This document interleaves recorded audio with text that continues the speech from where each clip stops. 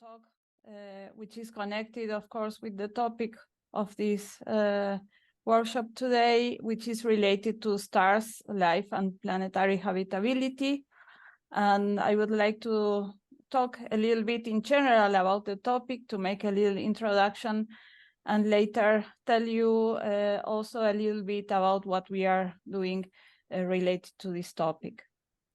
So when we search for life in the universe, we are interested in to know which places in the universe are suitable for life. And then we try to characterize these places. And a very important concept is habitability, because it's telling us which places are suitable for life. One potential definition of habitability is the ability of an environment to support the activity of at least one known organism. Are you seeing the second slide? Yes, searching Yes, for life. okay. So yeah. then it's fine.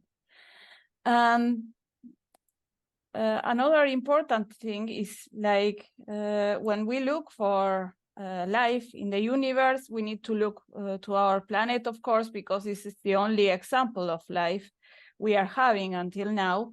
So there we are, then we are looking for the characteristics, the requirements of life as we know it, which is to have a rocky planet, liquid water, organic molecules, energy sources, and we need also environmental conditions in proper ranges. But we need also to look at the star, because it's not only necessary to look at the planet, and this is not only relevant because the star will define the liquid water habitable zone, which is necessary to know if we have the chance to have liquid water on the surface of the planet, is also because the star is defining as well the planetary environment, because the star-planet interaction can interact in different ways. This is through gravitation, magnetic fields, and radiation, and I want to talk especially about radiation.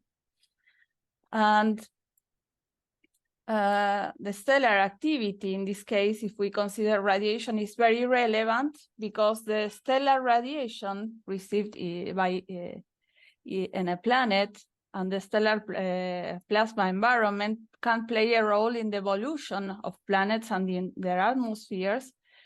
And because the stellar radiation can be beneficial, detrimental, or negligible for life, depending mainly on the flux we are having, the flux of radiation and wavelength.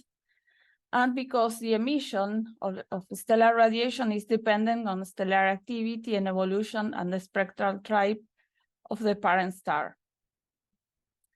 And well, about this topic, there is a book.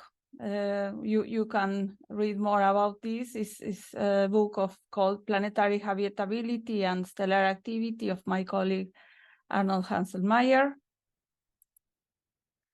And I was talking about the stars, but what kind of stars we are having in the universe? Well, if we consider the stellar classification, we are having different kinds of stars. This is what is called HR diagram, and we can classify stars according to the luminosity as a function of the surface temperature. And we will see we have different groups of stars. 90% is the stars which are called the main sequence stars, which are the ones interesting for us in astrobiology. And also between the main sequence stars, we can classify them in a spectral classification. And these stars are called by different letters, and which are the ones which are interesting or important for us in astrobiology. Well, we have the F, G, K, and M stars, which are relevant, and this is because of the lifetime of these stars. And why this is important? Well, if we look at the life on Earth, we will see that the life was needing at least 1 giga year for the first line forms, 3 gigayears for complex life, and 4 gigayears for intelligent life. So this is meaning that at least we are needing stars which are lasting 1 gigayear. And as you can see here, you have the lifetimes of these stars. So we can include these stars if we want to think in life. But also, if we are a little bit more flexible, we could even consider A stars. But most of the studies are focused on F, G, K, and M stars.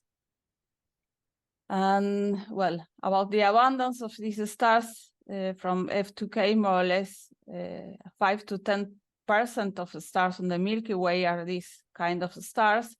And the most abundant are, in particular, a subclass of M stars, which are called DM stars, dwarf M stars.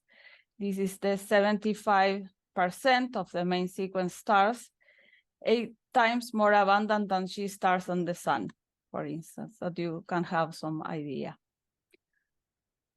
And well, in what is regarding to studies connected to astrobiology, the M stars are interesting because, as I mentioned, they are the most abundant, because it's relatively easier to find terrestrial planets around the M stars, because they are particularly active. Therefore, we need to focus in study the stellar activity, and because the habitable zones are closer to the stars, in this case, because these stars are colder than the sun, and therefore the impact of the stellar radiation could be more important. Other kind of stars which are also very relevant at the moment is the chip-type stars, which are stars belonging to the class of the stars of our sun. And this is because, as they are matching to our sun, we are expecting to find a planet which is having similar characteristics to our Earth, and therefore that the life is having higher chances to develop there. And also we need to consider the life cycle of a star, and our sun is a good example for it. Our sun is G5b star, and what we know about the studies on solar stellar analogs of the sun is that in the past, when the sun was a younger star, had an increased magnetic activity. This is meaning that it was different than the present sun, and it was producing more energetic events. And one star, an analog of the young sun, which is interesting to study, is Kappa Ceti. This is a star which is having an age which is similar to the one the sun had at the beginning of life, or what we think it was the beginning of life on Earth around 3.8 gigayears ago. And as I was mentioning, radiation is very important to be studied, and we have to consider, therefore, which is the stellar activity. And in this case, we are having energetic events, which are called flares and super flares. Not only the star is emitting radiation at the quiescence, and these events are highly relevant because the biological impact of these events was very few studied, and we can have these events in the main sequence stars I was mentioning before.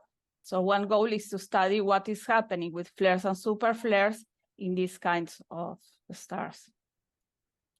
And in this sense, our group is focused into study the effects of stellar radiation on life, and particularly in the case of flares and super flares. We have two different projects. One is called the BioSun project, which is focused into study stellar radiation of the young sun through solar stellar analogs as Kappa Ceti, and we want to know the influence of that in the origin of life, for instance, lithopanspermia, but also in habitability conditions of the primitive Earth. And the other project is the ExoUV project, focused on extrasolar planets and studying different kinds of stars and the influence of UV radiation coming from these energetic events on the surface of the exoplanets. And well, the characteristic of these projects is that they are interdisciplinary, and because they are seeking to expand and improve previous studies, because they incorporate experimental laboratory approaches. And I'm going to tell you a little bit more about that.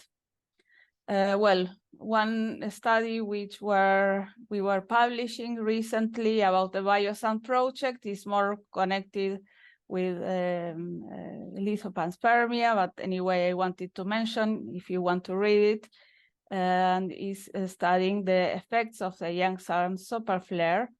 And we were considering also the protective effects of mineral as halide crystals in these processes. And this was published in the journal Astrobiology, and as you can see, was part of the cover of the journal. And the other case I wanted to focus is another study we published some years ago, where we were studying one of these DM stars and an exoplanet, which is Proxima b, which is the closest potentially habitable exoplanet to our solar system.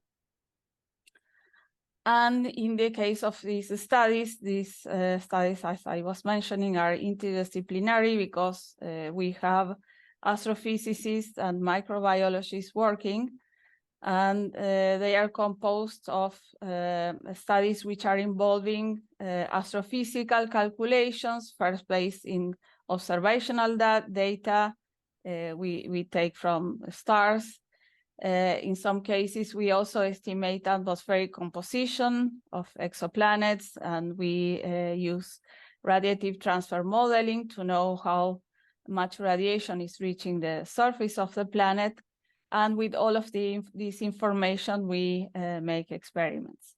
So specifically in the case of flares and super flares, we have the limitation that we have very few information in the UV region, because most of the measurements that were done, observations that were done about flares and super flares are in the visible range. So we need really here to work to make some kind of extrapolations from the visible to the UV range. And well, I'm not going to talk about technical details, but if you are interested, I can tell you a little bit more about that. And why we are focused, for instance, into study UV radiation, and this is because UV is able to reach the surface of the planet depending on the wavelengths and also on the atmospheric composition we are having. And in particular, we are interested in UVC, the UVC range, and this is because this range is very harmful for life, because very important components of the cells, as DNA and proteins, are absorbing UV in this range. Here again, I'm not going to give so many details, but if in the part of the questions you are interested, I can explain you more.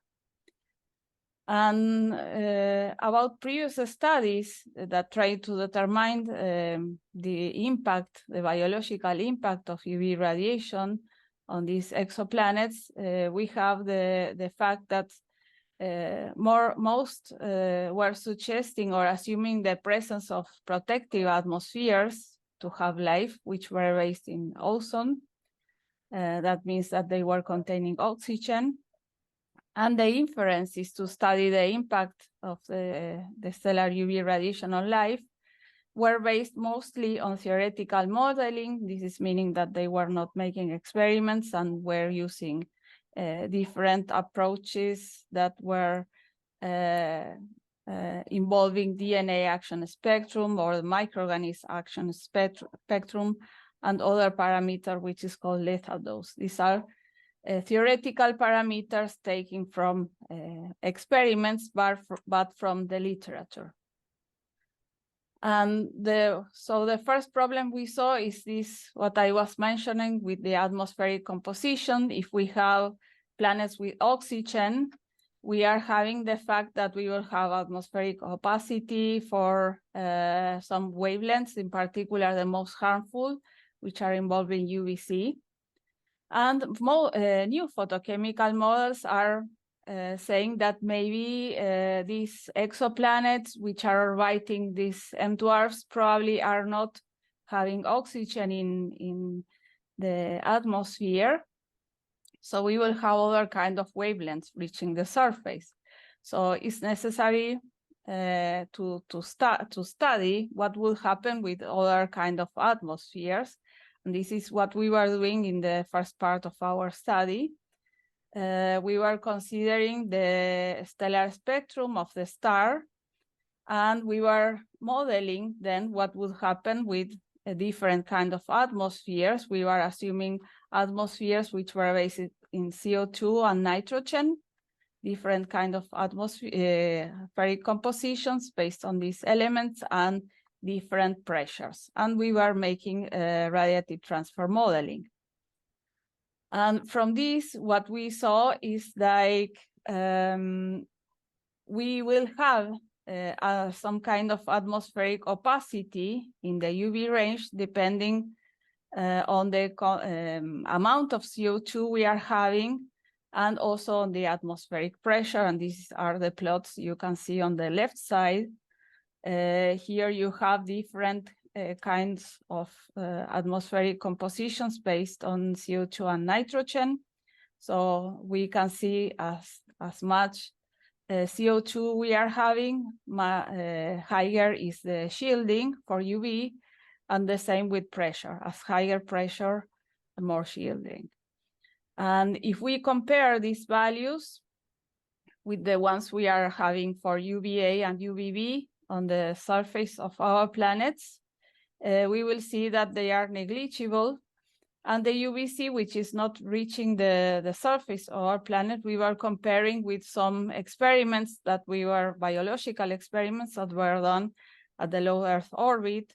And we saw also that as these experiments were showing that microorganisms can survive to these levels of UVC radiation we are showing here in this table, we consider that is also negligible for UVC. I mean, the level of the radiation, UVC radiation we are having on the surface of Proxima b.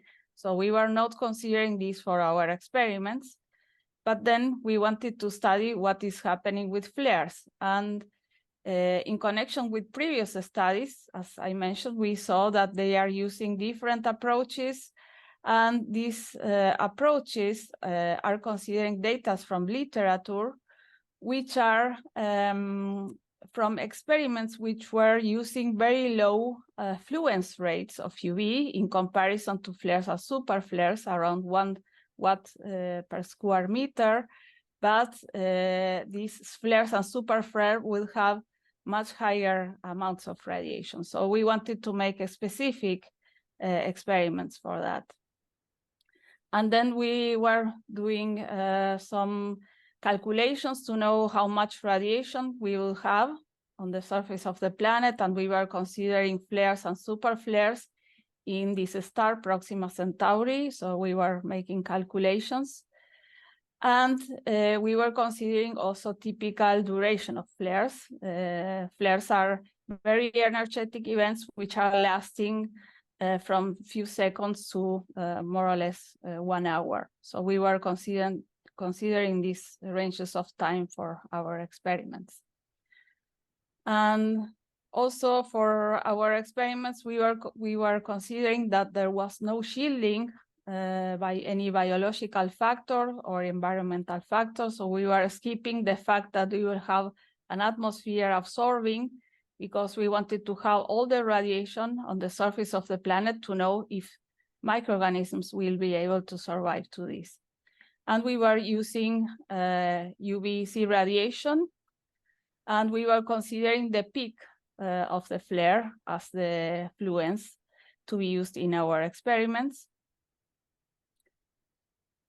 And we were using also different kinds of microorganisms, and we were making several experiments, repeating at least 3 independent experiments, and we were irradiating liquid cultures of these 2 different microorganisms. And from that, we were determining the survival, which is something one could do in solid mediums. You can see here a plate, and one is counting colonies, and from that one can know from the initial number of colonies of microorganisms that were not exposed, and plates obtained from experiments where we were exposing microorganisms. We can calculate the number of colonies after exposure. And from that, we will obtain the survival fraction. And from these survival fractions, we can build a survival curve. This is the plot you see on the left side. And on the right side, I wanted to show you that every of these points of the survival curve would correspond to a case of a flare or a super flare. Because we will use one fluence rate, and we will consider also the duration of the flare. So from that, we obtain the fluence or the dose. So each point is corresponding to 1 dose of UV. And here I wanted to show you the results for different experiments. First 2 cases are for flares, and the last case is for the super flare. And what we observed in the survival curves is that we were having first a very rapid decrease in the survival of the microorganisms, but after a point, we were having this tail that we are seeing in all the cases. And this is indicating that a part of the population of microorganisms is able to survive to these events. And this result is very important because previous studies were establishing that the maximum survival fluence for microorganisms, it was 553 joules per square meter for a very radio-resistant microorganism as Deinococcus radiodurans. But we see here that with other kinds of, even with other kinds of microorganisms which are not radio-resistant or tolerant as Deinococcus, we even obtain that the survival fluences are much higher than this value. Here you can see that this value of 553 joules per square meter, which is the axis in the upper part, is here at the beginning of the curve. So this would mean that we will have survival to much higher doses than previous studies were saying. And also we were recently reproducing the same experiments for the Deinococcus radiodurans, and we were obtaining the same than in these experiments, confirming our results. And that in previous studies, we were estimating that the survival will be 72 times less than the one predicted in our studies. So some very important conclusions, our first conclusions of our first study in this ExoUV program is that in principle, life could cope with these super flares or flares in exoplanets in very different conditions than the microorganisms would receive on Earth, because here we don't have, for instance, these levels of UVC radiation. And also we can think that from this subpopulation of survivors, we can expect that the population can restore. And this is something we have to test now. But we can think that maybe a flare or super flare would not sterilize the surface of the planet. And this is something we need to check with our next step which is involving repetitive events. And now we are also working in the planetary system, which is a TRAPPIST-1 system, which is orbiting another dwarf M star, which is TRAPPIST-1. So we are trying to estimate the biological impact of flares on super flares on the surface of these planets. So, well, this is all I wanted to tell you. I want to thank you very much. And also I want to thank to my collaborators, which are very important for carrying out these kind of studies. On the potential origin of chemotrophic life and habitability metrics describing it. Yes, well, I can read. Can we make inferences of life as we don't know it? Based on the philosophical principle of the material unity of the world, widely favored by an abundant set of astrophysical observations, we accept that. The most basic laws of nature, formulated by physics and chemistry, are valid throughout the entire observed universe.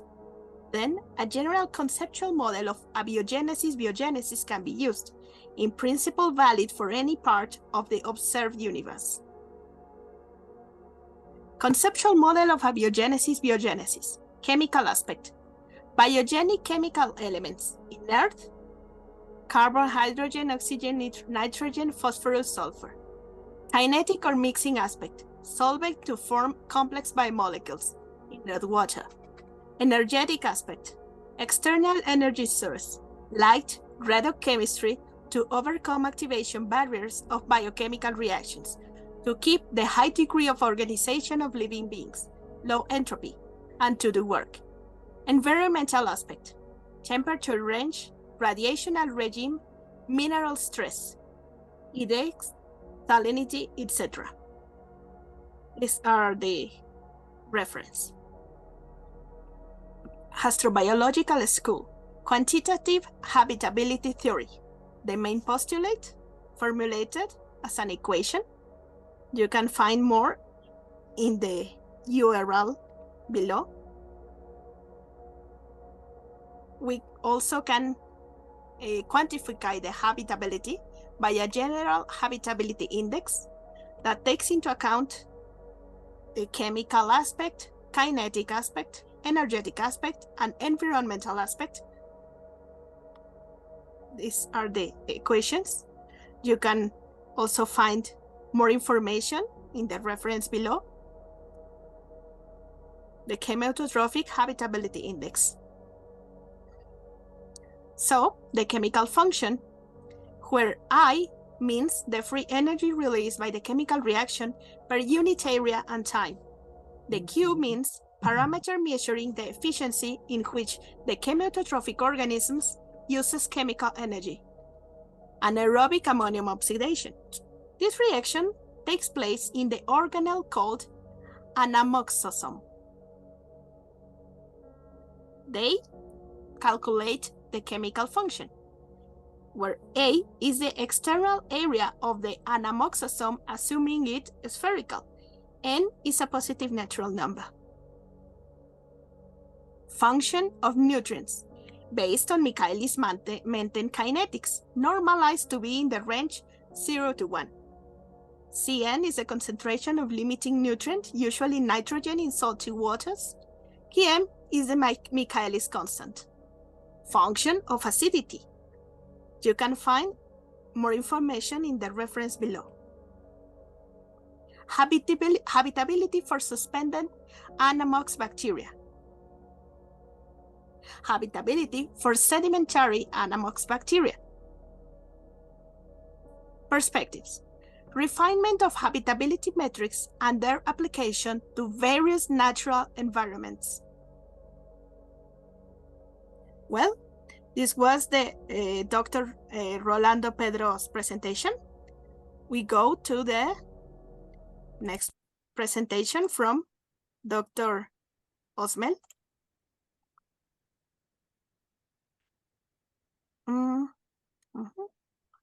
Wait, share screen. Share screen. Share. Great.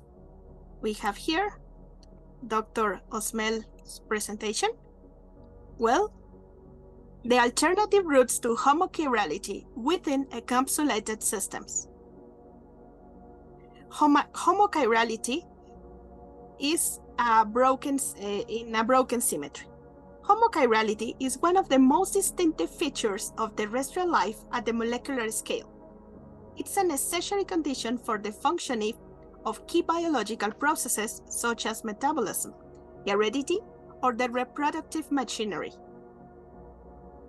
There are many theories about the origin of homochirality: thermodynamics, parity violations, circularly polarized light, stochastic fluctuations, chiral inhibition, autocatalysis. We also have the Frank's model of homochirality postulated in 1953. Autocatalysis is the ability of an enantiomer to make copies of itself from a substrate.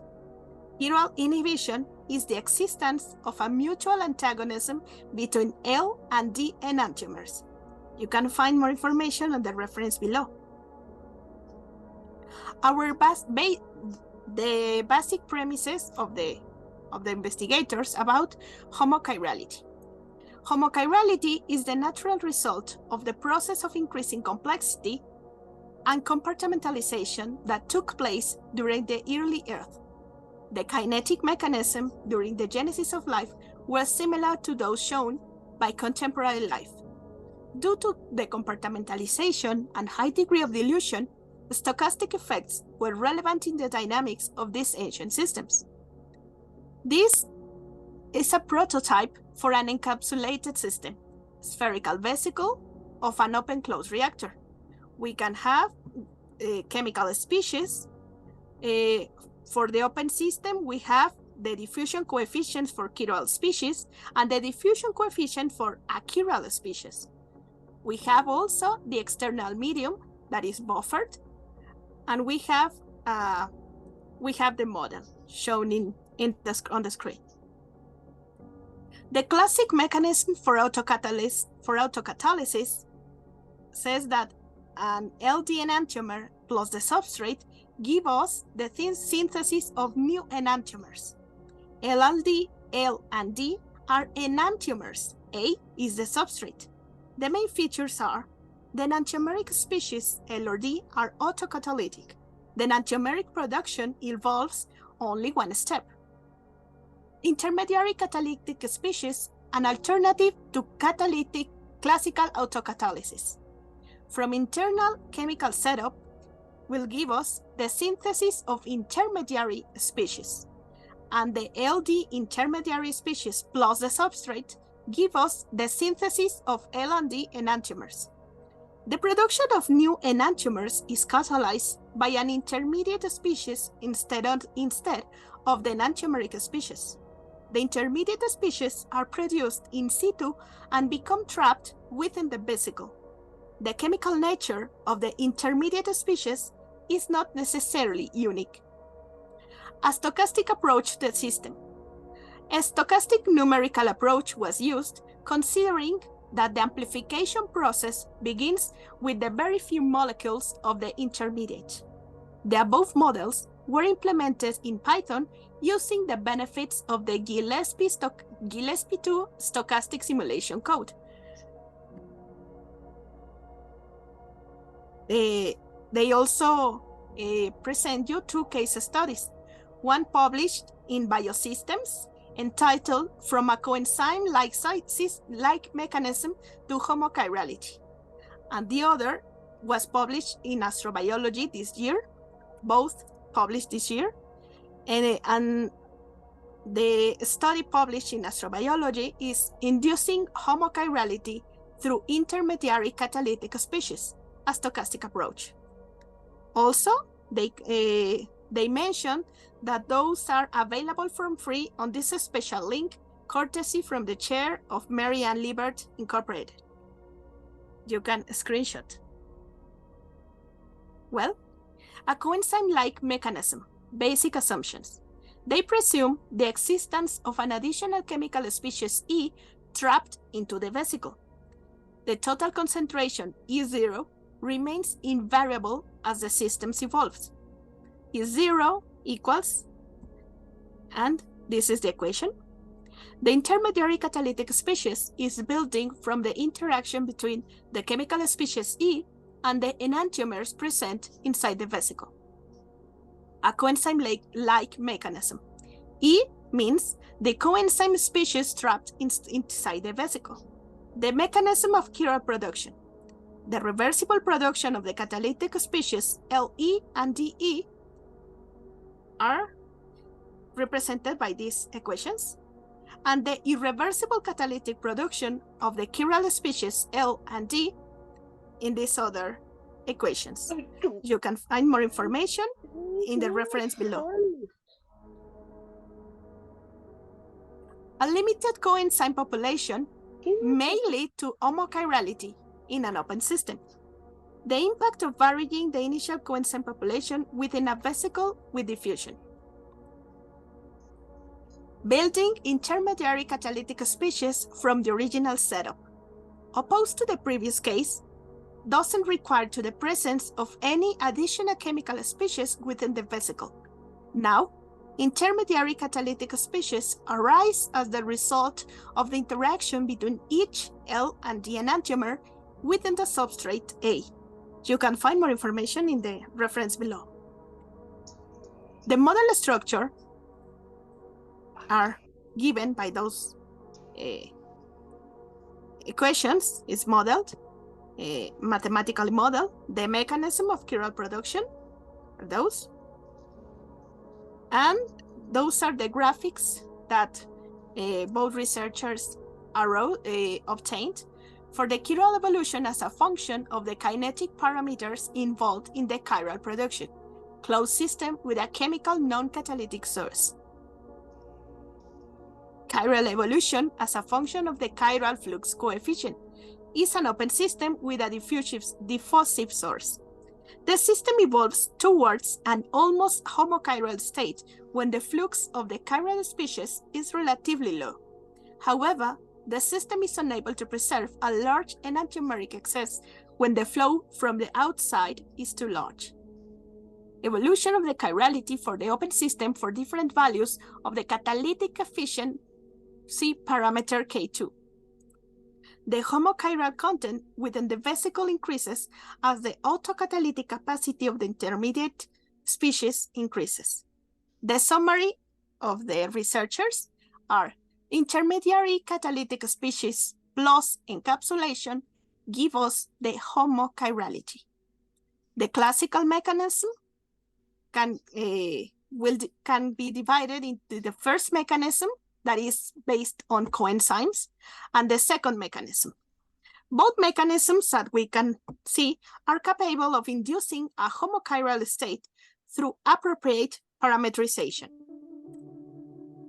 The conclusions of the researchers are: the proposed mechanisms share similarities with classical enzymatic mechanisms such as that of Michaelis-Menten. The chiral amplification model proposed here is in line with the theory of metabolic replacement systems, published by Piedrafita in 2010. Accordingly, the catalyst for each metabolic step must be produced in situ, a condition that ensures metabolic closure. The mechanisms discussed here could provide a plausible alternative to the origin of homochirality within encapsulated systems. And these were both presentations from Doctors Rolando Pedro and Dr. Osmel Martin. As I mentioned, they couldn't be in presence because of the power cuts in the island where they live. However, they worked a lot actually, and this is the reason that why I present their let me explain a couple of experiments we have been doing the last years here at the Lab of Chemical Evolution, in the team of Professor Dr. Alicia Negro Mendoza. And what we have been, or I have been performing the last time, with the collaboration with the students. Okay, let me see something here. It's about the gamma irradiation of glutamic acid or on other amino acids. Start my video. Under hydration dehydration process in a prebiotic earth scenario, and we have in this experimental work through many methods, different techniques, but we have a very special interest in the infrared spectroscopy, as we will see in the next slides. What we think about the scenario in the prebiotic earth is this union of different physicochemical conditions, considering the mineral surfaces such as silicates. We can say that in our universe, almost in almost every corner of our universe we can find silicates. So in this first image, in the center, upwards of this first slide, we have this image trying to build up these different conditions. We can see ashes there, two lightnings, lots of quantities of water. On the right side, we consider too that this conifers can represent the relevant conditions about the symmetries and symmetrical factors that will be very interesting and relevant for the formation of living things. This is very well correlated with what our friends and colleagues from Cuba said in the presentation that Dr. Palacios Perez read for us minutes ago. And then if we can see downwards in this first slide, we can see in the inner part of the Allende meteorite, this is a collaboration with Dr. Karina Cervantes de la Cruz from the National University of Mexico too, from Faculty of Sciences. And what we have in this very complex structure is a chondrite. It's a chondrule in the inner structure of the Allende meteorite. And please have a look to the image in red. What we have in the image in red is the heterogeneous distribution of carbon in this chondrum. We can see this possible sphere. It's cut, of course, in this cross-section, and we can see this heterogeneous distribution of carbon. Well, what we want to represent on the right side of this red image of scanning electron microscopy is the relationship with water molecules in our Earth. And then we suggest that all these conditions, that we find in the extraterrestrial materials, such as this Allende meteorite, or this terrestrial conditions we see, for instance, in our current polluted world, was at least relevant or very possible to be found in the prebiotic Earth. So we are trying to understand how this gamma irradiation of this prebiotic compounds can perform different works to build up more complex molecular compounds. Okay, let me go to the next one. This thing stuck here. Okay, what we have here in this second slide, upwards, is a molecule of glycine. This molecule of glycine, it's a very low molecular weight compound, but it has the characteristic that is found almost everywhere, and in the Urey and Miller experiments was found very easily in all these prebiotic possible scenarios. On the right side, what we have is this interaction at the molecular scale from the organic compounds in a silicate layer. Possibly will be like clay, could be like olivine. too. And we are studying these organic compounds such as amino acids because are considered very ancient in our world, and because we find them in extraterrestrial materials, we consider them very ancient in other places outside our planet. Well, we can see in these references here downwards in our slide that is very well recognized and studied how these molecules in general appear in our world in ancient times. For instance, this reference on the left side, this reference by Kaufman, he explains how it's a very short manuscript, by the way, and very interesting. I like it very much. And they say how was the timing for the formation of these organic compounds in our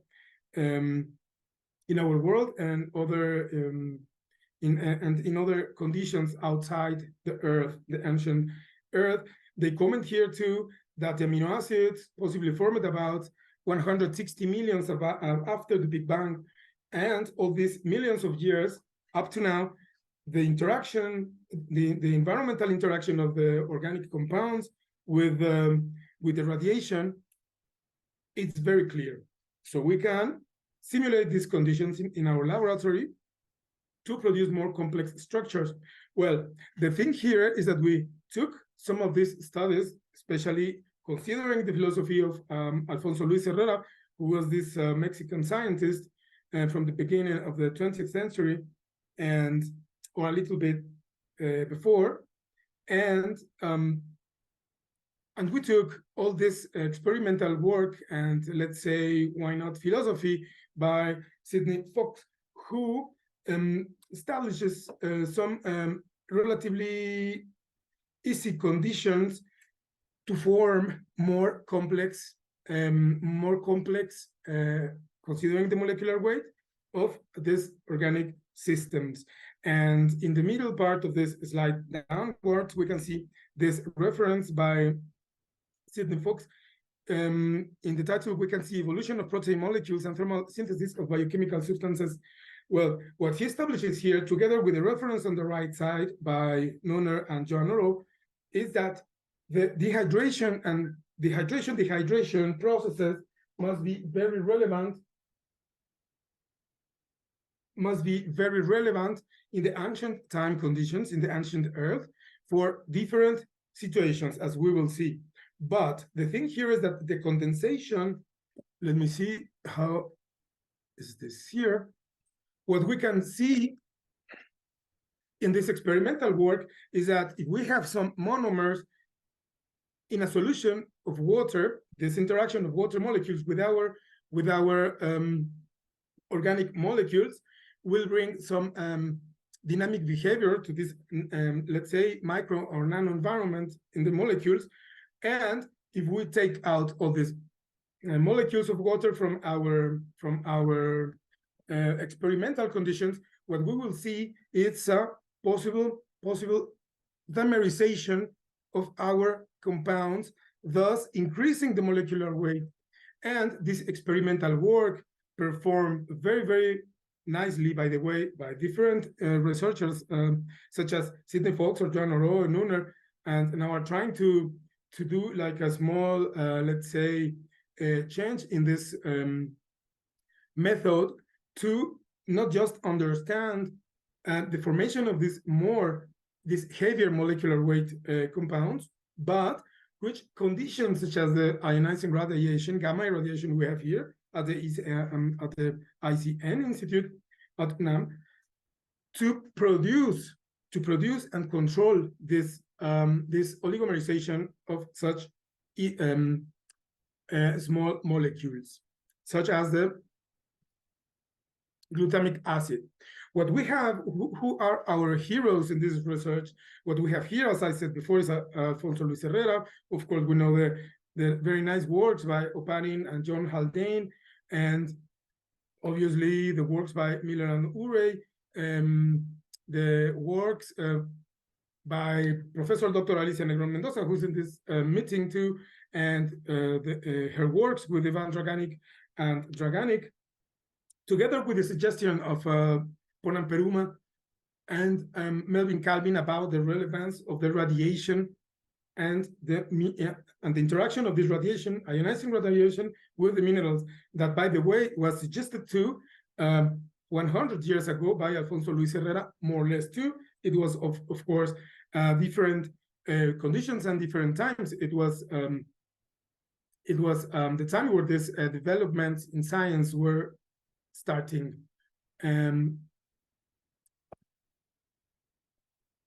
What Melvin Calvin suggested in their works is that it's possible to find some relatively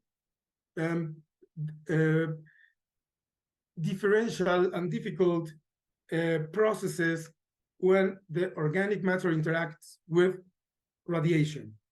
And these works from the 50s, can you see that in this reference downwards is very close to the in age, or in this time, in this year, very close to this reference, where Sidney Fox suggests this chemical evolution too in this journal, as we can see here. In this picture, we have more or less just rocks. What we have here is this solid state scenario in the universe, and the silicates, of course, play a main role here. But what we can see is that the bioorganic compounds are present everywhere, as we saw before too. This means that if we find these organic compounds everywhere, it was very possible to find them in the ancient Earth. Okay, can we say that all the macromolecular compounds are somehow related with the biosystems or with the living systems? No, it's not like that. We have many other molecular systems, such as the graphene or graphite or carbon nanotubes, fullerenes that are found in these rocky materials from the outer space that we can find in our meteorites here. And many other people suggested that these compounds, such as the carbon nanotube, these macromolecular solids, can be relevant for the molecular selection. Let's say, like a sort of natural selection at the molecule scale, considering the chirality of the systems. I know that it sounds very complex, but it's a suggestion, since the carbon nanotubes have chirality as well. So it's very important to try to understand how these chiral molecules were interacting with these environmental conditions, considering the ionizing radiation, for instance, to go through the time and the formation of these living systems, these chiral living systems. Then, why are we working with amino acids, and especially the glutamic acid? What I found very difficult to understand, it's like the weakening of the unit cell of a phosphate, let's say the apatite, and to take out this phosphate tetrahedra, and to build up genetic material. It's a very complex process, I will say. But if we have amino acids, they can be very easily to form in Urey-Miller similar experiments, and we have very low molecular masses too. In the case of glutamic acid, for instance, it's present in meteorites. We can see that in this reference downwards to the left, this amino acids in the Martian meteorite NACLA, and we can see the list of these amino acids in this document. And if we see upwards in the next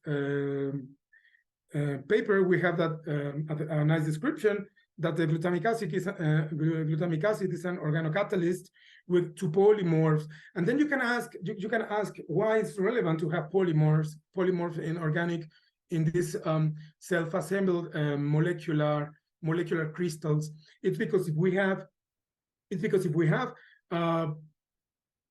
polymorph, let's say the name 1, and the next polymorph is the number 2, or whatever. We can find different organocatalyst properties depending on the distribution of molecules in the space in the unit cells. I know that it's very let's say not relatively easy to see why just one compound with different distribution in the space of the molecules can perform different works, different catalytic work. But the thing is that if we have this thing, we can do more things with less molecules. Together with this, if we have a glutamic acid under possible prebiotic conditions, it promotes the oligomerization of other molecules. But then what we can see is that hydration-dehydration processes are of main relevance in the ancient Earth, possibly because they can select thermodynamically the oligomerization of the different compounds. Yes, well, let's see here downwards in this reference by Stanley Miller is the table on the right side, and he can find easily in his experimental procedures glutamic acid. And glutamic acid is not just this relatively small molecule that we have on the right side upwards from our slide here. You can see that it has a very relatively low molecular weight too. But the thing too is that it has catalytic properties when it's under some conditions. Well, what's the opinion of Sidney Fox about this? What Sidney Fox thinks is that if we have this molecular scenario, we can change by changing the environmental conditions and possibly submit this molecular scenario through a Darwinian selection. It means that the thermodynamics will bring some barriers, some walls, such as the ionizing radiation, or the water of molecules, or different other surfaces such as the silicates, that will change our molecular systems and throw them away in some specific directions, like the oligomerization, or to survive under the other conditions. And that's a very nice proposal by this researchers in the books. And we want to take some of these parts and try to do the different experimental procedures to have this variation with very small molecules, relatively small molecules, and with very low diversity of these molecular species. Well, if we see this nice place in Aveiro, Portugal, where I was working many years ago, what we can see is that this tidal river goes back and forth, back and forth, back and forth in the tides, which is related somehow with the movement of the moon. The thing is that the moon is moving out from the interaction of the Earth, of our polluted planet, and the calculations of in this you can find in this document here in this paper how these authors discuss a little bit how could be this influence of the moon billions of years ago. So they suggest that the Earth and the moon were very close, that the tidal phenomenon will be more relevant. So even the days were more in the time because the rotation of the Earth was faster than nowadays, and the movement of the tides were more relevant, had more relevance than the thing that we can see today. So we can have this scenario with lots of molecules of water moving back and forth, or downwards and upwards in the different parts of the planet, making that this small molecules such as the glutamic acid could interact more easily with ionizing radiation. This is a suggestion. This is our hypothesis, and we think that it's easier to think in all these conditions, easier than the suggested interaction with other rocky materials from outside of our Earth. So it's, let's say, cheaper in this way. And what we did is to hydrate and dehydrate after the solid state irradiation with gamma rays here at the ICN at UNAM, with a characteristic dose which we consider that was enough in time to bring in this time the changes to our molecules. It means that we perform this experimental work to produce free radicals in our molecules. Then we have the molecules dissolved in water, but we did the irradiation of these compounds, and then we put them in water, and we did the experimental work, hydration, dehydration, through freeze drying the samples. Our preliminary results here, there are many things that we cannot understand yet, but what we can see is that the gamma irradiation of this amino acids, such as the glutamic acid, produce this CO2 product. That's one of the most relevant results we have here. But then we perform the self-assemblies of our amino acid, the glutamic acid, and we perform in different samples the analysis of some specific bands in the FTIR, in the infrared. What we have on the left side, it's a huge crystal, in this case is glycine. It's a low, long-lasting crystallization of this amino acid, this small molecular weight amino acid, producing this huge crystal. It was like 3-4 centimeters in length. On the right side, what we have are two images. On the left side, we have the light microscope, the general light microscope image of a single crystal of glutamic acid, and on the right side of this one is the polarized light microscope image of the same crystal. Thus, we can see this contrast in colors, which are fantastic, because we can understand if we use the interference figures. My student Eduardo from the Faculty of Chemistry at UNAM is doing this work right now, and in one of those steps we will see the interference figures in the polarized light microscope, so we can identify the inner structure of our crystals. Well, what we can see from the infrared signals after the hydration-dehydration process, it's a change in the amide bands. What we can see here in general, I don't want to do this in depth, so we can discuss a couple of these points finishing this presentation. What we have on the left side is that the glutamic acid molecules are increasing this amide bands. What we suggest, and it's already reported in the literature, that it's due to the formation of oligomers.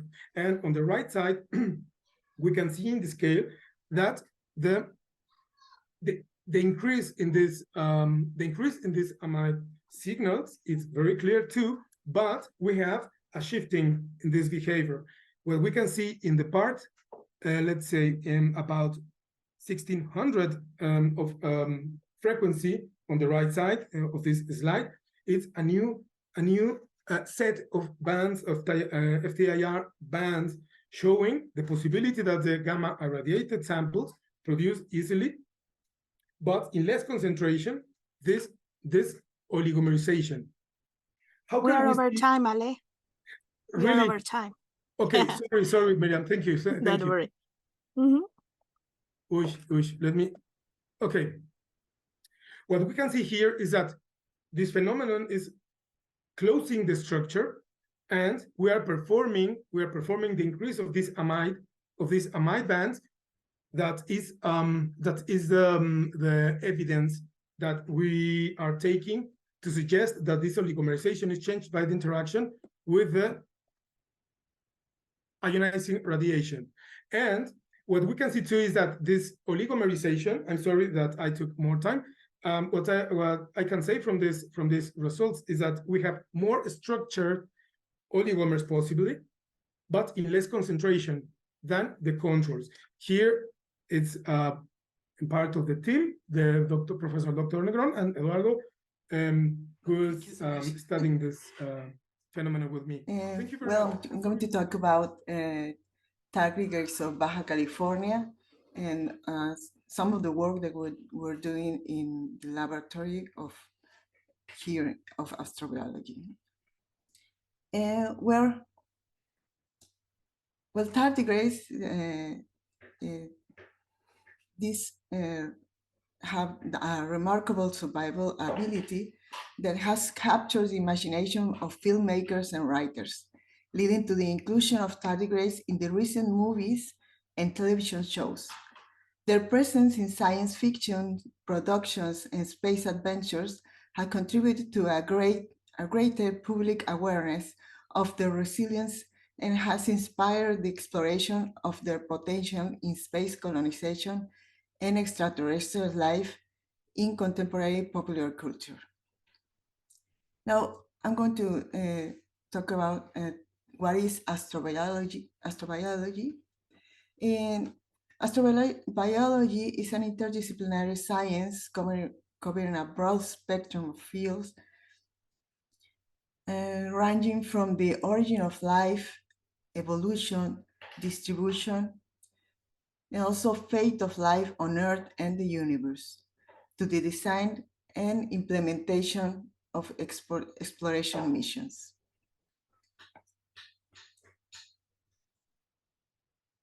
Well, one of the strategies of astrobiology is the study of extremophiles. And extremophiles, one of the most recognized extremophiles are tardigrades.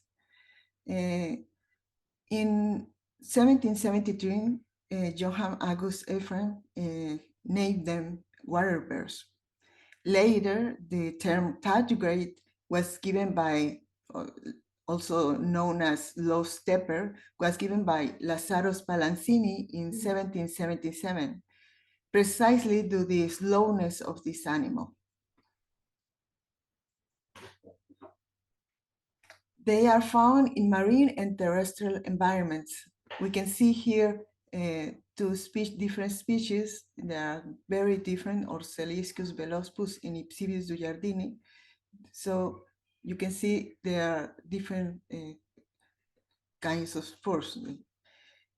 And they can be found all over the world, but they prefer humid environments. We can find them in different types of habitats, but they prefer mosses, lichens, and ferns. Also, we can find them in lagoons, forests, deserts, and in the tidal zones.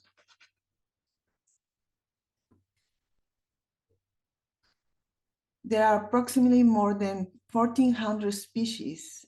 They measure approximately 5 microns to 1 millimeter, and they belong to the phylum Tardigrada that is separated in 3 classes: Eutardigrada, Mesotardigrada, and Heterotardigrada.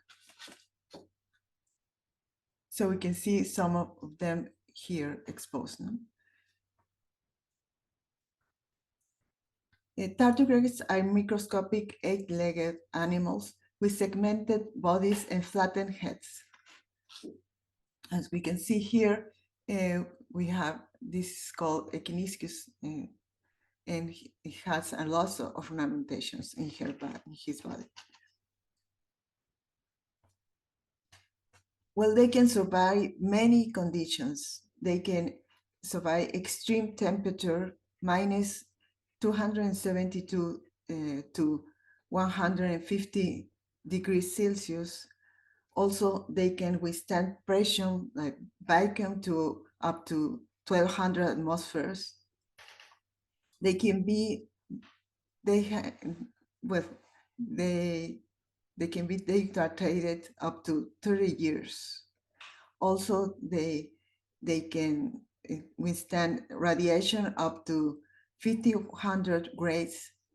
In comparison with 5 to 10 grays, they can be fatal to humans. But all these conditions, they can endure they can be done in the cryptobiosis state. So what is cryptobiosis? So cryptobiosis, there are many types of cryptobiosis, but the most studied is anhydrobiosis and hydrobiosis, which consists of the tardigrade losing almost all of its water. But there's also other types of cryptobiosis like anoxybiosis, just a lack of oxygen, or osmobiosis.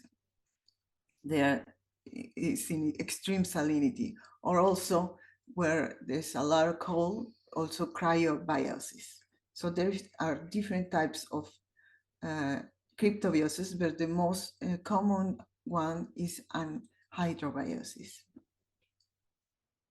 In the next video, I'm going to show you how the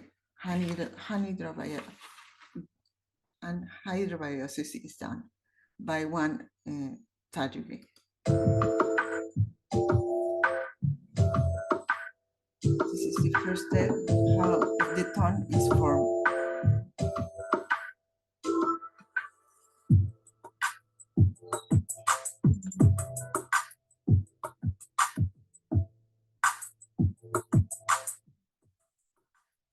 Then is the rate rotation.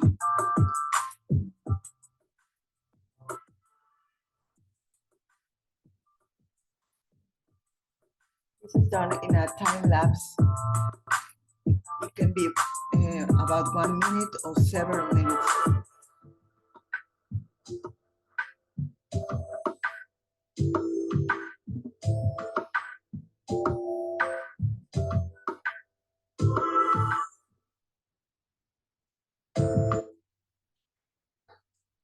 So they can do all of this because they have different molecules that intervene in the production of these organisms, like trialose, that is also found in other plants like Selaginella and also mushrooms or insect hemolymph. Also, there's other types of proteins that help with the desiccation. These are named the intrinsically disordered proteins that help when all the water is gone. So the cells remain intact. And for last, the proteins that are called damage suppressive proteins that protects the DNA from the radiation.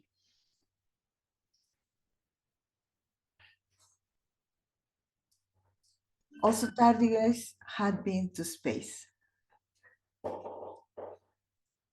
There's been many missions. This is the Photon M3 and Biopan that was done in 2007, and the Endeavour mission in 2011. And this was to see the survival to radiation and vacuum in space. There's also the Beresheet mission in 2019, had a collection of organisms that included tardigrades, but this mission failed. And the tardigrades are still on the moon. In 2021, SpaceX also sent 5,000 tardigrades and baby squids.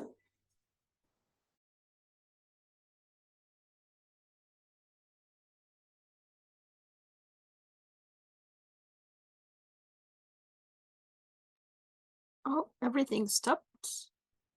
Everything has stopped. Well, from here, I don't see any movement in the presentation as well. No. Yeah. Patty, are you here? Are you there? We cannot see the movement of your presentation. Cannot hear you either. Oh,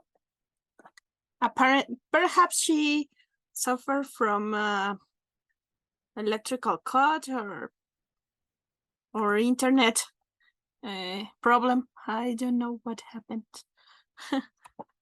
But let's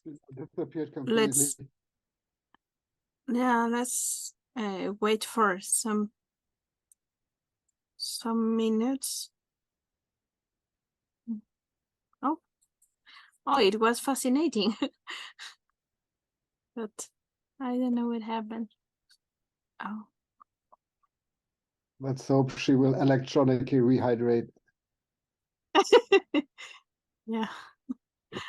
Oh, what's happened? I don't know. Oh gosh.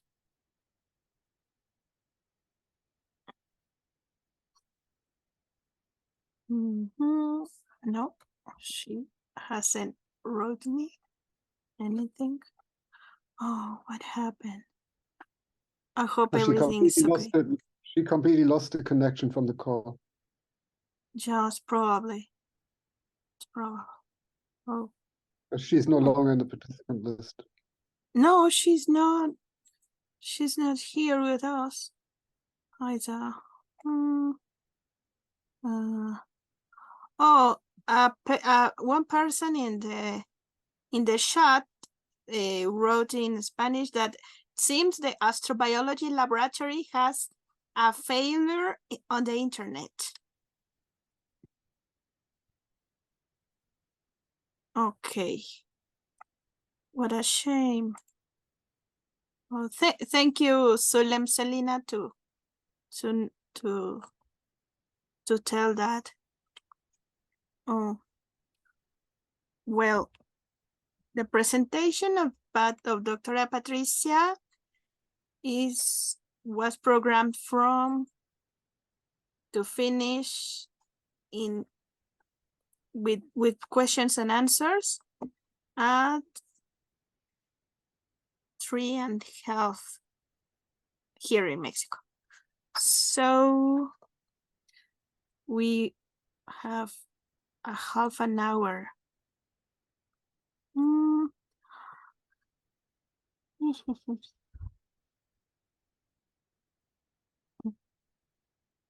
Oh gosh.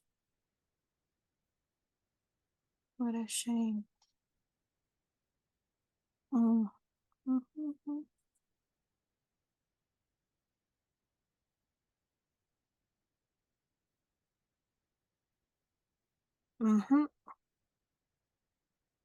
Yes. Okay, I'm sorry. Hello, no. Don't worry. Yes, yes. Welcome back. Terrible. Sorry, we have a bad connection here. Yeah. Yes. One person on the chat say that apparently in astronomy has a problem with the internet. Yes. So I don't know where I. Well, we were watching we are seeing the notes. The notes present. The notes. Okay. Mode. Yes, the last thing that we watched was about the Bereshit Lunar Arc bookstore, and then we didn't know anything. We can resume to that part. Okay.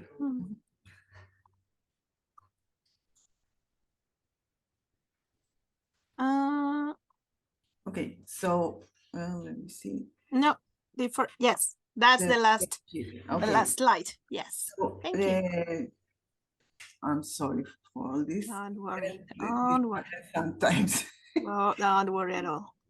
So we were in the Bereshit mission in 2019, and they have a collection of organisms that was sent, also tardigrades that were sent, and the mission failed that year, the tardigrades kept in the moon. They're still on the moon. Then the SpaceX mission was in 2021, and they also will send 5,000 tardigrades and also baby squids to see how the radiation is, how they react to radiation.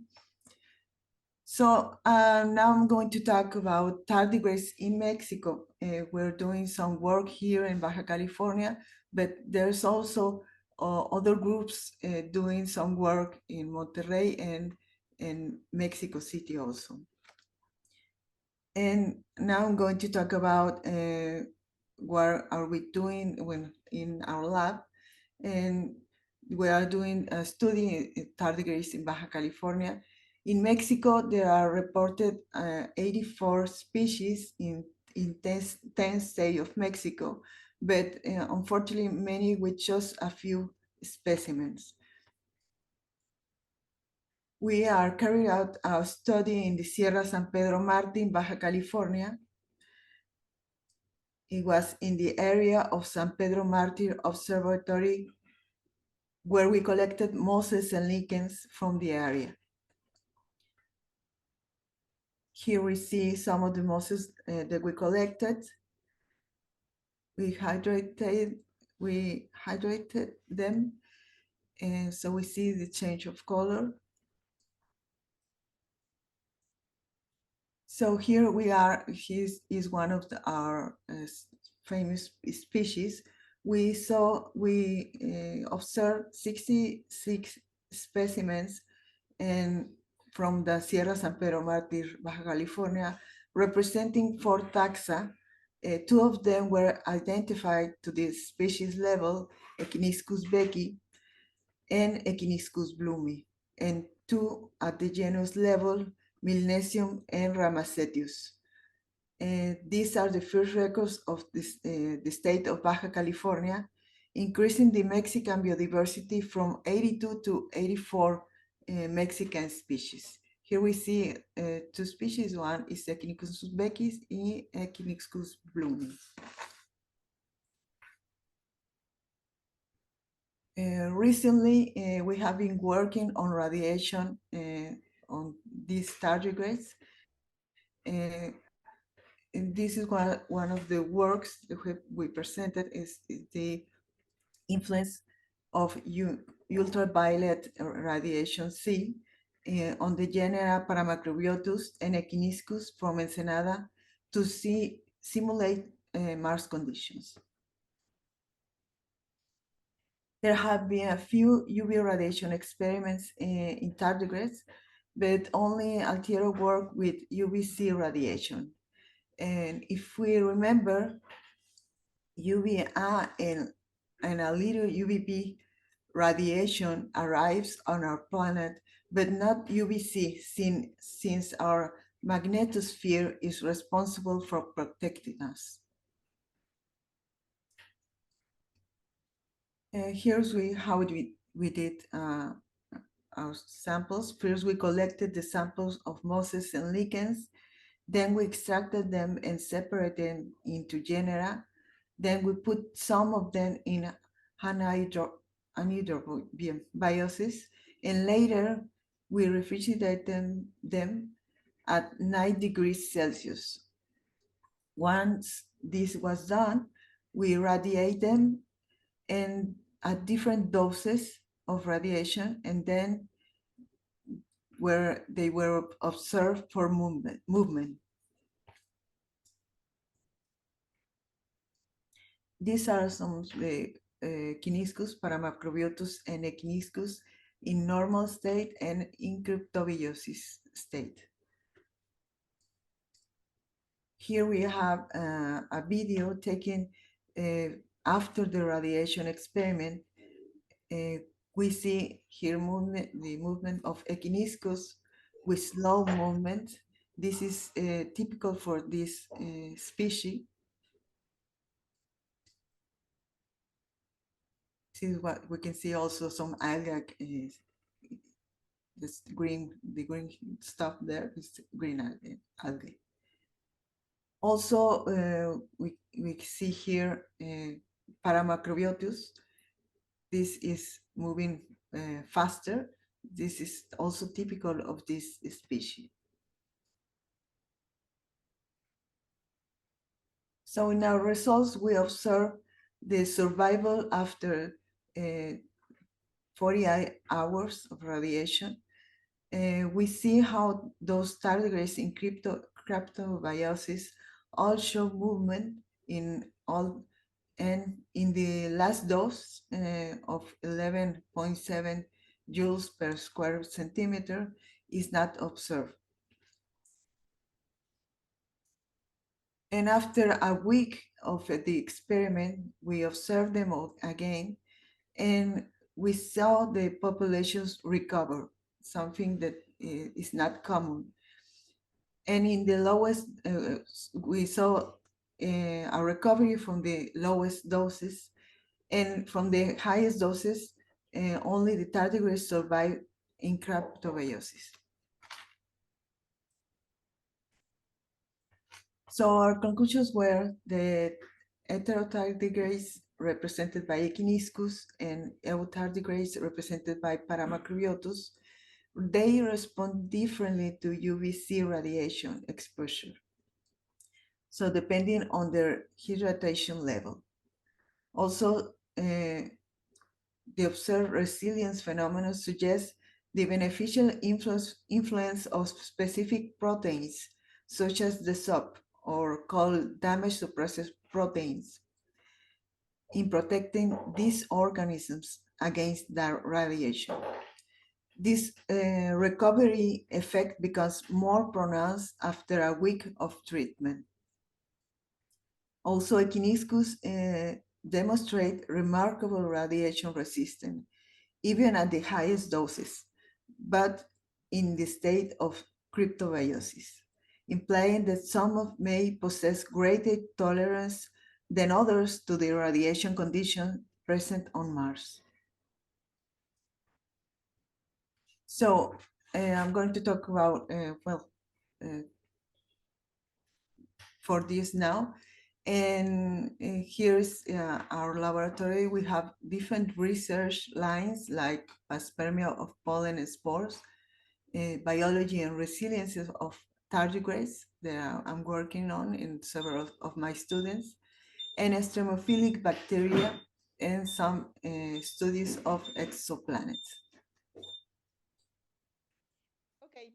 So Well, thank we you are very going to much talk about for habitable planets. attendance. Dr. Jimena Abrevaya already talked about some of these points, so I'll go quickly on these ones, just as a reminder. When we talk about habitable planets in general, of course, habitability can be defined by, for specific organisms, as we already heard from other speakers. But here we are thinking on the most general concept of habitability for planets around other stars. So basically, life as we know it in that case is carbon chemistry and liquid water. Liquid water is needed for the carbon chemistry. And if we think that carbon is highly common in the universe, basically what we need to ensure is that our planet has liquid water. And it seems like a pretty easy and straightforward requirement, but it isn't actually. First of all, it's limited to the surface, because we want to find life. That is, we need life to change the planet, the surface of the atmosphere of the planet, so we can detect that life with telescopes, because we are not able to travel to planets around other stars. So based on these things, that we need liquid water in the surface, we have built these first requirements, where habitability needs, let me just like okay. So habitability needs pressure and temperature, because of the liquid, this range of pressure and temperature where water is liquid. And then both are provided by the atmosphere because, of course, it is pretty straightforward. The atmosphere gives you pressure, but also contains greenhouses that are needed to, in combination with the stellar radiation, create the temperature range that maintains the water in a liquid state. So this is highly important because greenhouse gases actually make Earth a habitable planet. If we don't have greenhouse gases, the Earth will be frozen and it wouldn't be. So it's not only a matter of how much stellar radiation a planet receives, but how much greenhouse gases are able to keep that heat and provide the temperature necessary for water to be liquid. And the other thing is that we are thinking on rocky planets. That means that these planets that we are talking about have surfaces. We already had this talk about how the surfaces are important for prebiotic life, for prebiotic processes. I'm sorry, there is no prebiotic life. For prebiotic processes. So a rocky surface is needed, and basically a rocky planet would be a planet with an iron core and silicate, so rocky mantle, similar to Earth, Mars, Venus. So this is in general a terrestrial planet. So with all that, we construct this habitable zone concept, which is this circumstellar zone where a rocky planet with an atmosphere made of CO2, nitrogen, and water can maintain liquid water on its surface. So this is highly relevant because, first of all, the CO2 and nitrogen water atmospheres are not for humans. So this is not a planet that is going to be habitable for humans. It's a planet that is going to be habitable in general, like it was the Earth when it was before life developed on Earth. The atmosphere was CO2, nitrogen, and water, and these are the type of atmospheres that are most likely for rocky planets. So that's why Mars and Venus have CO2 atmospheres, is because that's the kind of atmospheres that are produced by volcanoes in this kind of planets. So this is what we are thinking first for the canonic habitable zone, and for that we need atmospheric models. That's how we calculate this habitable zone, the limits of the habitable zone. And of course, because this is model dependent, we can actually have many other constraints for this habitability zone. Here what I am showing is this is the amount of light that the planet receives compared to Earth. So 100% is the same amount of energy that the Earth receives from the sun. So here the Earth is right here, and this is the solar system. And you can see, for example, Mars is within the habitable zone of Earth, but the problem is that Mars has not an atmosphere that is thick enough to keep the radiation from the sun and provide liquid water in the surface. So it has a lot of CO2, but not enough to provide this environment for liquid water. So even though it is in the habitable zone, it is not a habitable planet. And so it is very important to keep in mind that the habitable zone just gives us a place to look with a telescope, but it's not it is not something that tells us that anything in there is going to be habitable, because this is not. It is just that those planets are probably habitable, but sorry, these planets are probably habitable, but they are not. They need more research in order to understand if they are in fact habitable or not. By the way, I'm going to talk about this system later, TRAPPIST-1, the planets in the system TRAPPIST-1. So I just want you to pay attention to that. And sorry, there is hijo, por favor, puedes contestar acá y decirles que ya los recibimos. I'm sorry. Okay, so what I was saying is that this canonical habitable zone has it is calculated by models, and we actually can have some other things. And I'm sorry, I didn't notice this was in Spanish, but I'll explain what it is. So this is, again, the amount of stellar radiation that the planets are receiving. One is the same amount that Earth receives from the sun, and this is planetary radius. And basically, every point here was a planet that was detected until 10 years ago. So they are very few. It's not all of the planets. You can see that some of them have turned already. These ones are like Jupiter, and the ones that are like Earth in the sense that size, they are around here.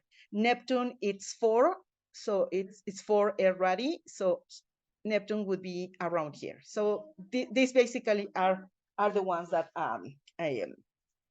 have the radius similar to Earth. And what you can see here is that, for example, this gray zone is if the planet has an hydrogen atmosphere, then you can go farther away from the star. So this zone, it's the habitable zone.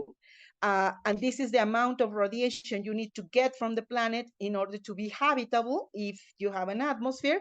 But if you have an atmosphere as a planet, if this planet has an atmosphere made of hydrogen, then the planet can be very far away from the star and keep its habitability. And for example, if you have a planet that is covered by clouds, by CO2 clouds, actually can be farther from the star and stay habitable. The same thing with if you consider clouds, but clouds made of water. If you have a planet that has an atmosphere with 100% coverage of water clouds, then the planet can be very close to its star and then being habitable. So I am showing this just to show you that the habitable zone concept, it's very useful, but it can have a lot of extensions. For example, if you consider just a minute. Déjame hacer eso.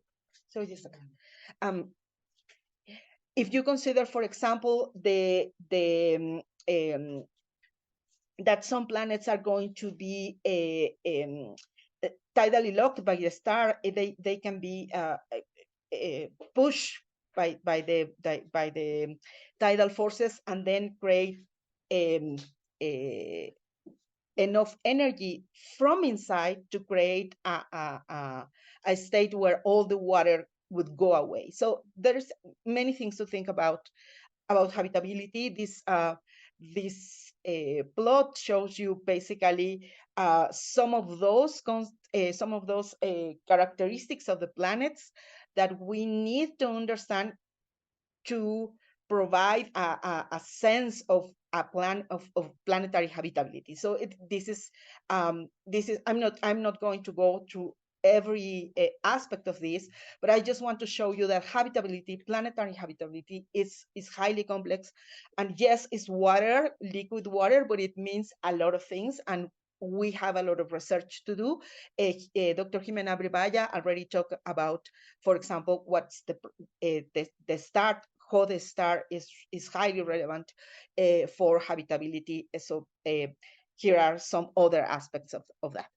So by now we have more than 5,000 exoplanets detected. I checked today, and this is a number we have. And one thing that is highly relevant to remember is that this is our galaxy.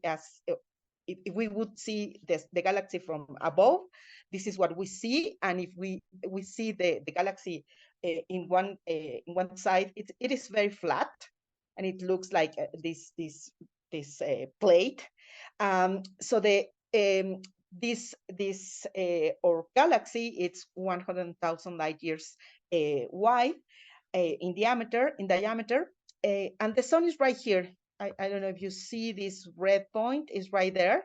And the exoplanets that we can observe, detect, study are just within that red circle. So when we think about looking for potentially habitable exoplanets, we are not talking about the universe or the galaxy. It is just the solar neighborhood. And one of the things that is highly important for this is what kind of planets we are looking for being habitable, because as I said before, we need planets to be rocky planets, to be terrestrial types.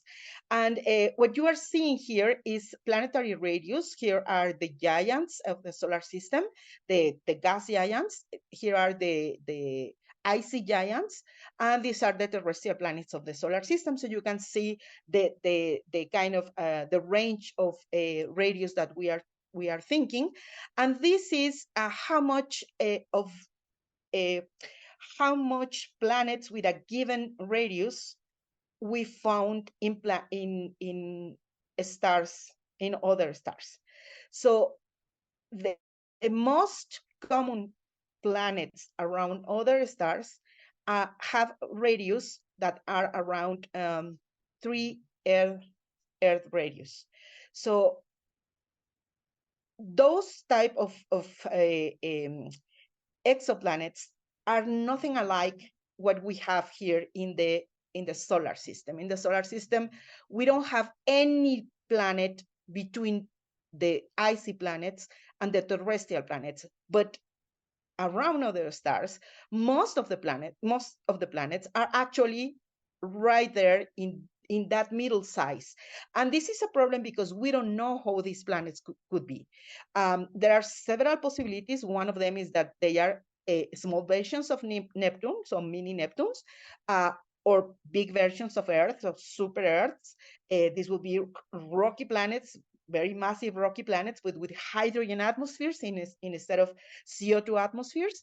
And the other option is ocean planets. And you may think, well, Earth is already an ocean planet, but let me show you exactly what I mean with ocean planets. Earth has, this is all the water that Earth has. So Earth is a rock with a very little amount of water. Ocean planets would have, this is less than 1% in mass of water. When I talk about ocean planets, when the community talks about ocean planets, we are thinking on things like that have like 10%, 20%, 50% of all its mass in water. So this is huge amount of water compared to the water that we have on Earth. So then we have a wide range of possibilities for potentially habitable planets. We have these super Earths with hydrogen-rich atmospheres. We have these planets that can have a very deep oceans that maybe not habitable at all, even though they would have a lot of liquid water. They may not be habitable. I cannot go in detail with all this. I think, I don't know if I'm running out of time. I just, we can have these shallow ocean planets where it is more likely to have processes of the origins of life, maybe in the ocean, in the bottom of the ocean. And we have, of course, rocky planets like Earth that we already know and love.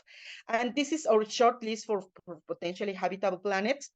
And something that I want to stress about this list is that the only thing we know from these planets is its distance to their stars. So basically, what that gives you is how much energy they receive from their star. And they are in the habitable zone. For some of them, we just know the radius. For some of them, we just know the mass. We don't know in any case if they have atmospheres, if they have water. So these are potentially habitable planets because, we don't know actually if they are habitable or not. And I'm going to talk about one system, which is TRAPPIST-1. This system, this star TRAPPIST-1, the first planets around it were discovered in 2016, and in 2017 they discovered that this was a system that has 7 planets. It's a very, very cool star in astronomy. A very cool star means this this surface temperature, effective temperature. And these were terrestrial planets because their masses were very were around the Earth mass. And the interesting thing, let me show you here. There are two things I want to show you in this graphic. One is how small is this system. So this round a white circle shows you the whole TRAPPIST-1 system. The star plus 7 planets, all of them will fit right there. And Mercury, if you have the sun here, Mercury would be here, and then Venus. So this is a stellar system that has a very small scale. It's the star of this system is a red dwarf that already Dr. Aberbaya talked about them. So the interesting thing is that three of their planets, at least three other planets, may be in what we call the habitable zone, but there is some interesting stuff to talk about here.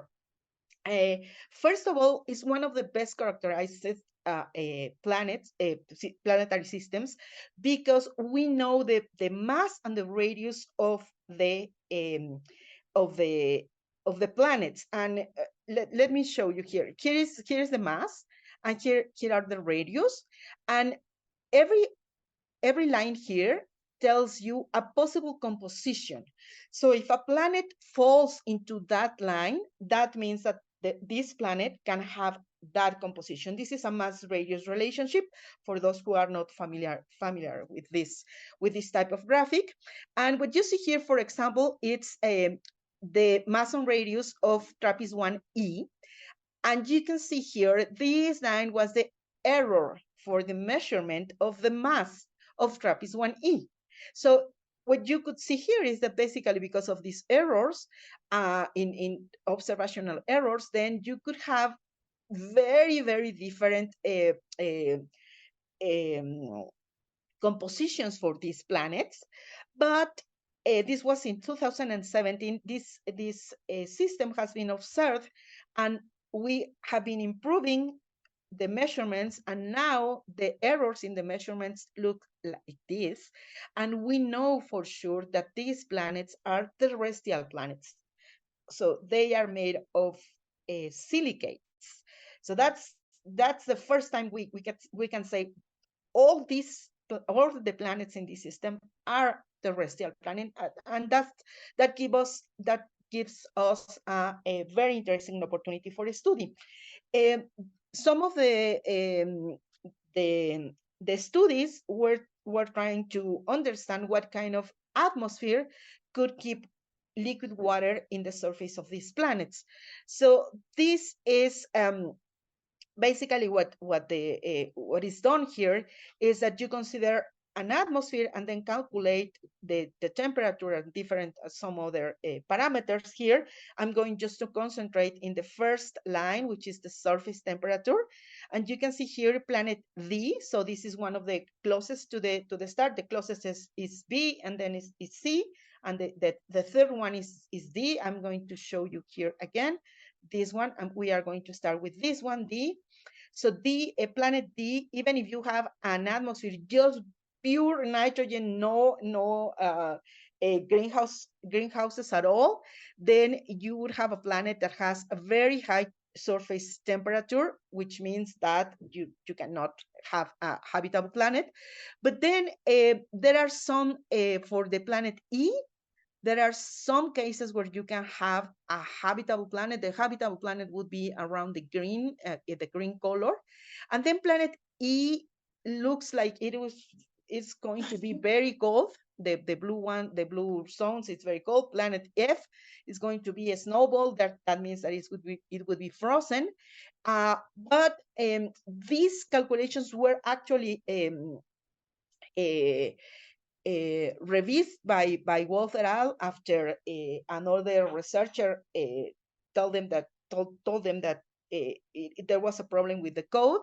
So they did again these calculations for TRAPPIST-1e, and actually what they found is that if you have a 2 bar CO2 atmosphere for TRAPPIST-1F, you can have a temperature that makes that indicates that the planet can have liquid water in the surface. Then we can have a planet that is habitable. And there is this community initiative to work together on the models to understand TRAPPIST-1 system habitability. But one thing that it's very interesting, and I think already Jimena Brevalla talked a little bit about this, is that these stars are highly active. They have huge amount of energy just being released from flares, for example. But in general, this is the quiescent energy emitted by TRAPPIST-1. So let me show you in gray. Well, this is a wavelength. Here is the infrared, here is the visible, and here is the ultraviolet, and this is X-rays and extreme UV. And what you can see here is that this is the amount of energy. The gray line is the amount of energy that Earth receives from the sun. Most of it comes from the visible. For the case of TRAPPIST-1 planets, most of the energy comes from the infrared. So here you can see there is a lot of UV, and then that UV, when you go to the extreme UV and the X-rays, it's huge. I mean, the difference is like 3 orders of magnitude compared to what Earth receives from the sun. So what this atmosphere these wavelengths can drive the atmospheric escape. So one of the questions is, can these atmospheres can hold after all that energy is deposited into the planets?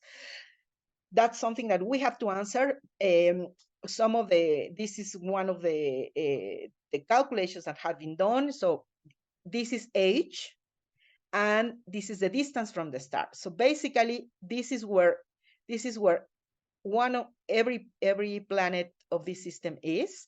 This is the distance from the star, and the lines you are seeing here is how the habitable zone has changed during time, because right now what I show you is that these planets are right in the middle of the habitable zone, but they weren't before. When the star and the planets formed, they were outside the habitable zone, and they were actually in the zone where water would be gone just because of the luminosity of the star. So this, what we are predicting here is that basically none of these planets would have water today because the star was more luminous before. But maybe if okay, so it looks like none of them, but it depends what kind of initial characteristics the planet have at first, and we don't know that. So by now, we already measured the temperature of TRAPPIST-1b, which is the closest one, and we already know it is highly hot. It probably does not have an atmosphere, and maybe there is not an atmosphere for TRAPPIST-1c, which is the next one, but now we have to see the following ones. And there is something else that is very interesting, because when this water escape happens, one thing that could be left over is an oxygen atmosphere. But when I'm talking about an oxygen atmosphere, it's not an oxygen atmosphere, 1 bar atmosphere like Earth that has 21% of oxygen. I am talking about 100 bars of oxygen just created by water that was, let me show you what is in here. This is the surface of the planet. So we start with a planet that has a liquid water, an ocean, we have an atmosphere, and then the radiation starts to getting into the planet, and the atmosphere starts leaving the planet, and then water starts, the planet is very hot, and the water is vaporized to the atmosphere, and then in the atmosphere, the molecules are split, and then right there, the hydrogen is leaving the planet, and all it's left is an oxygen atmosphere. So the question is if one of those oxygen atmospheres could be a habitable atmosphere, and some of the ocean can be left or not. It depends on how big is the planet, how much energy is receiving, etc. So we have to do these calculations. And my final slides are basically how bad or good are these high energy radiation. So there was this work by Rimmer et al. Where they say, well, let's see if the UV can actually drive prebiotic chemistry. And they say, well, what you are seeing here is the amount of energy delivered by flares in different stars. And this line right here is the amount of energy you would need to provide to drive prebiotic chemistry. And as you can see, most of the dwarfs wouldn't drive this prebiotic chemistry, not even with these huge flares. But another possibility is actually particles. Particles from the star can drive the creation of molecules relevant for the origins of life. Here is the uracil yield in atmospheres around the sun, an atmosphere around a planet, around a star that is very active, Leo. It's an M dwarf, very active, and another M dwarf that is not that active, JGH 876. And what you see here when you are in blue is where you have the most uracil produced in those atmospheres. And what you can see here is that these atmospheres around a planet like around a star like ADD, very, very active, would produce almost the same uracil as it was produced in the sun, by the sun, on early Earth. And very recently, we have this work about the solar energetic particles from the young zone that created different amino acids. So it seems like particles from these stars can be good for life too. And we have exoplanet missions to keep search for exoplanets and to characterize these habitable worlds. We have the Habitable Worlds Observatory in the future, and we expect that JWST give us the first hints from the TRAPPIST-1 system. And what we are expecting in the future is that we can characterize the atmospheres of these planets. What you see here is again wavelength. This is the